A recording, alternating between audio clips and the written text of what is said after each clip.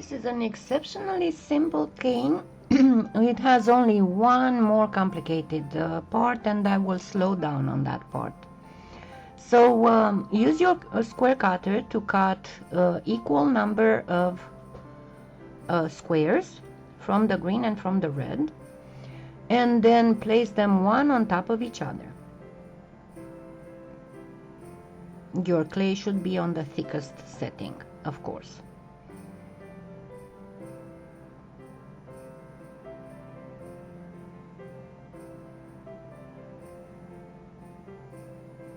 And once you do that, then start reducing this stack until you can cut it in two,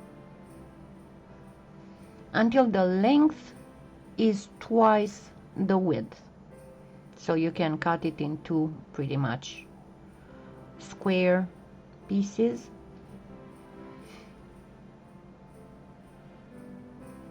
Of course, measuring doesn't hurt. Never does. And at this stage they don't have to be perfectly square, because you will do another cut in just a little bit. But what you need to do at this point is to practically stack one more time those lines, so you can thin them out a little bit. And once you stack, you start again reducing, and this time you absolutely need the length to be twice the size of both the height and the width of this cane. And at this point, try to go in divisible by 3, and you will see in a second why.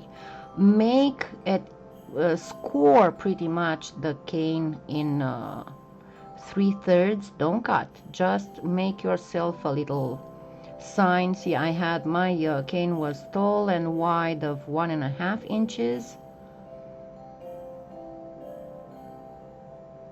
Sorry, 3/4 of an inch. So I did, and it's the signs that I am putting are at 1/3 of the length.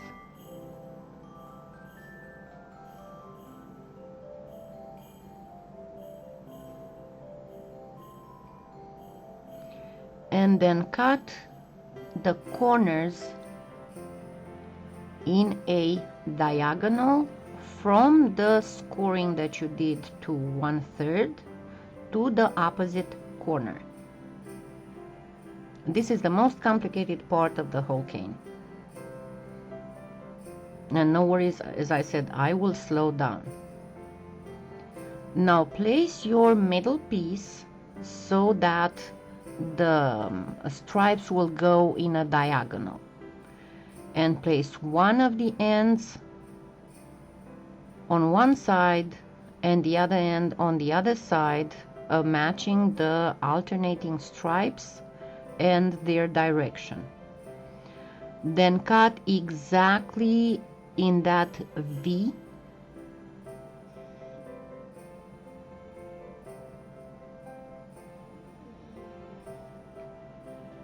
and on the other side, and then take the smallest bit that you cut from the right side and arrange it in the corner of that square.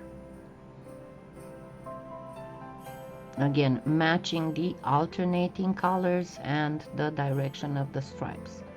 Then take the remaining pieces and you will form a rectangle with them. Again, watch the direction of the stripes and just add it to the one end of your cube,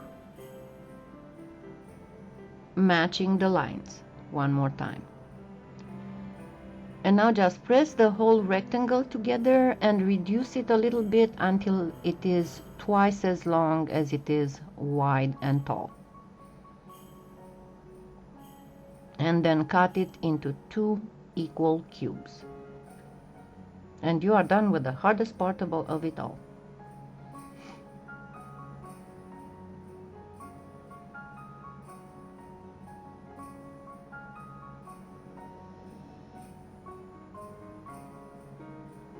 Now take your green and your red and make matching cubes. You can make a cube by stacking the green like I did right now, and then cut it to the size of the striped cube, or you can take it like I will do with the red, just make a big ball of it like a huge bead, and then press it into a cube shape and just cut it to size. Now after you do this and you put the cubes together and the line that you will see, my advice is to let the cane rest for an hour or put it in the fridge, because at this point your striped cubes are way warmer than the red and the green, and you will get a little bit of a wonky cane the way that mine will look like, but I just didn't want to stop and wanted to finish the tutorial.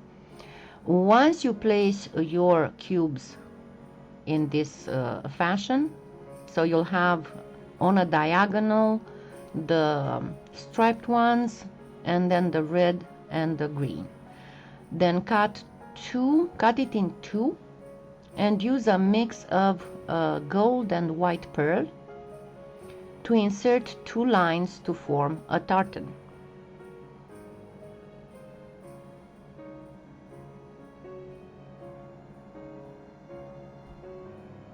Now after you insert the lines, that's pretty much when you want to, and you press things together, that's pretty much when you want to let the cane rest a bit, so all the clay would get to the same temperature and motility if you don't want it to start getting wonky. But as I said, I'm not going to stop, I'm just going to work the cane and reduce it, so I can show you how to reduce it and put it together, and you can do it several times and until you get very small, a very small pattern. But just reduce it until you can cut it in 4 segments that are of a height you're comfortable to work with.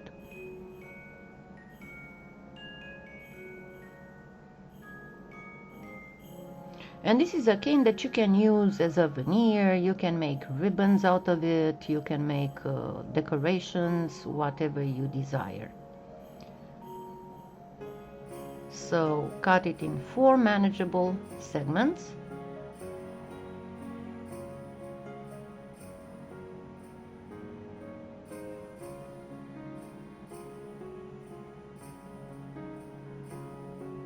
And then place them all in the same direction and just put them together, making sure that the lines match.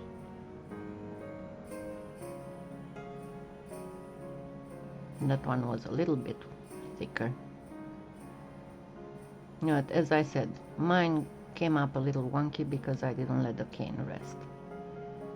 But this is pretty much how you obtain a fairly large patterned pretty Christmas plaid / tartan. Happy holidays and happy claying!